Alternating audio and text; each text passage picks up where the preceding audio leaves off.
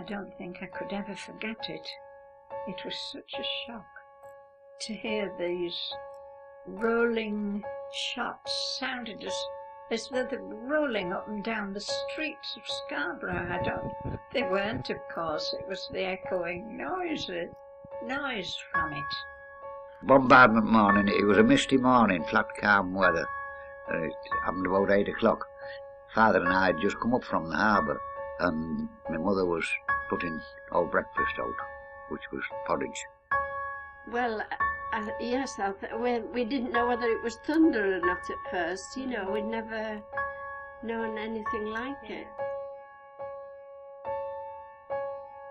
On the 16th of December 1914, German warships attacked the north-east coast.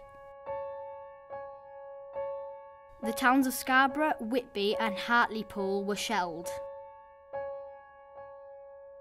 On that morning, 3 men watched 3 ships off Haben White.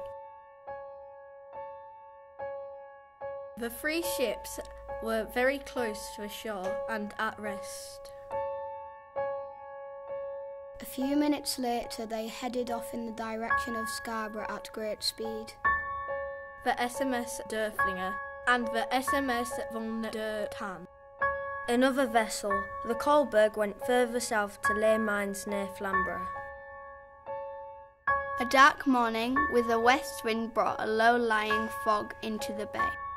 We were just getting up. We were late risers, I'm afraid. Here, many people were eating breakfast or still asleep. I don't know if it was just before 8 or just after.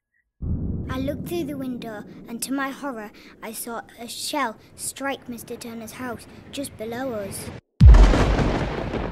Then another terrific explosion and a mass of smoke and debris rose in the air.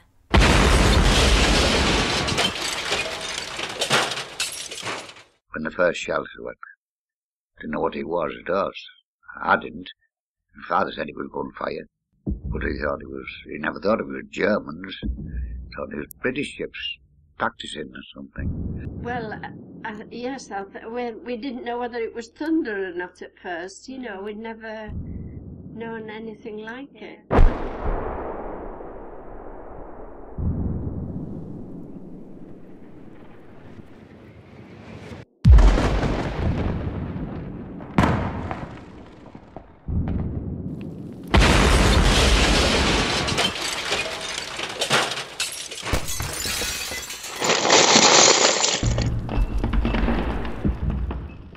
No district in Scarborough escaped.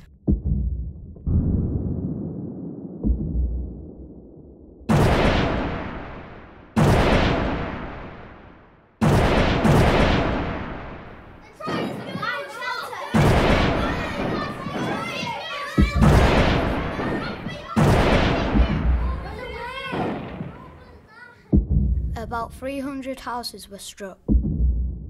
And it lasted about half an hour. And then after that it was all quiet. Thought, oh, it must be over now. So I escaped out of the house and went around to see if Friarage School was still there. The old woman opposite, she watched the boats turn round and shell the Scarborough Castle.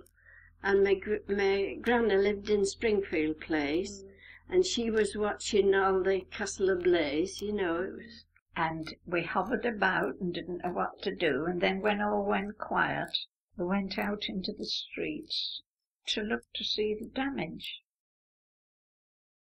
The Coast Guard station on the Castle Hill was blown up. The Coast Guards had fortunately taken refuge. Several holes were blown in the 10-foot castle walls, which were shattered as though mere timber. The old beacon on the Castle Hill, which was used hundreds of years ago to warn the people, was blown off. And a lad come by and told me there was a big hole in the lighthouse tower, so I went down to on St. Sarge. There was nobody about. I went to the lighthouse, crossed the bridge, and stood under the tower looking at it. There was this great big hole in it, and it was unsafe. It would liable to fall down any minute. Broken down windows, shattering glass. Shattered wood pieces and brick all down on all the furniture. a bed's fallen and the mattress is... The ceiling is really damaged, so it's the same with the walls. It could collapse at any moment. I think it would sound like broken wood creaking along the floor while I'm walking down the street and seeing all the broken houses that were bombed by the big shells from the ships. Over 500 shells of varying calibers were fired into the town. Following their attack on Scarborough, the two ships made their way up the coast towards Whitby.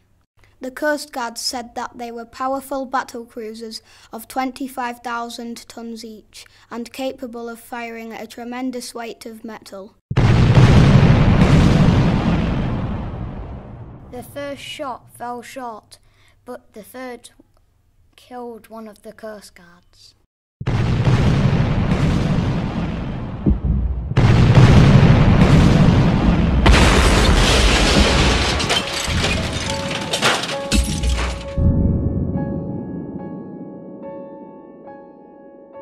In view of the fact that at least 100 shells were fired into the town, it is remarkable that only 2 persons were killed in Whitby and only 1 seriously injured.